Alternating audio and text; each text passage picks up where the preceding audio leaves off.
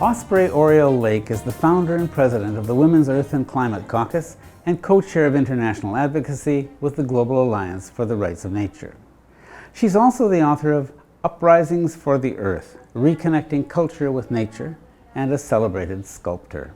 Yeah, I think that, one of the things, when we've discussed it so much this week in the summit is that, we understand intellectually that we're not separate from nature. And there was a lot of sort of philosophical conversation around so much of the damage that's happening on Earth is Western people or modern day people feeling separate from nature.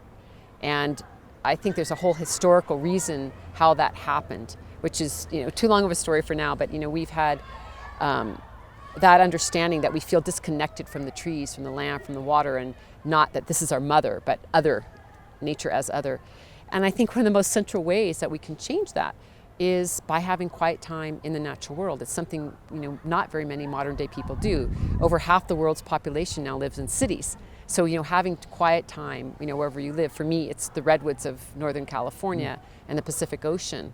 And to have time quiet in nature I think is so healing, first of all, but also gives us a sense of dignity and connection that we can't get watching television or the busyness of our everyday lives or staring into all of our clever devices, which I love all my clever devices.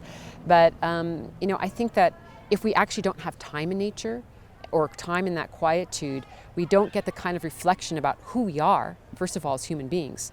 And just the joy and beauty and awe of the natural world isn't something offered to us because we don't experience it. And if we don't experience it, we can't fall in love with it.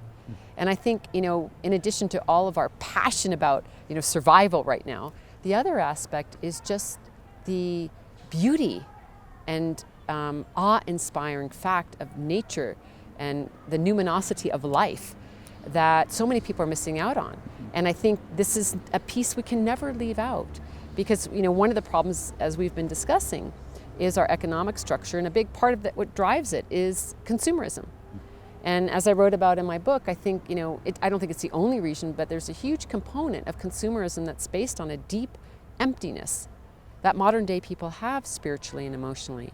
And I think it's because of this disconnect from nature. And so there's a need to sort of keep filling yourself up with more stuff as you feel empty inside. And if you could just get enough stuff, you might be fulfilled.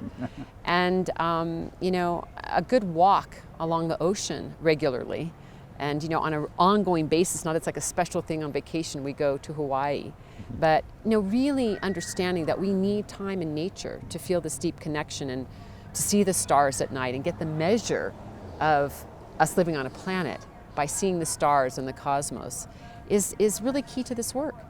The one last big issue that I wanted to mention is you've got a monumental art project going on here. Tell us about that. Yes, I've done sculpture work for many, many years, and I think, actually going back to Thomas Berry and others, I think images are really important and how they work in our symbol mind, and symbols are very important. And so when I set out to do my artwork, I've done a lot of art images around nature and uplifting images of women. And it's, again, looking at the voices and the images and the symbols that have been downcast over the last several thousand years, and how that can bring healing and balance by telling the stories through art of women and nature. And so that's really what drove me to doing the art in the first place is, how can we create a new cultural narrative by bringing forward the voices that have been oppressed and missing, that I believe really are part of how we got ourselves in this condition.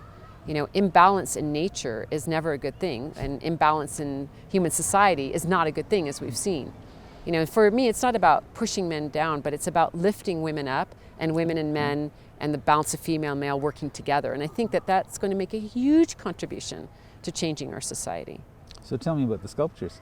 Oh, yeah, the Chima project involves placing 8 18-foot tall bronze statues around the world, and they're dedicated to the earth. And the images of a woman and an eagle.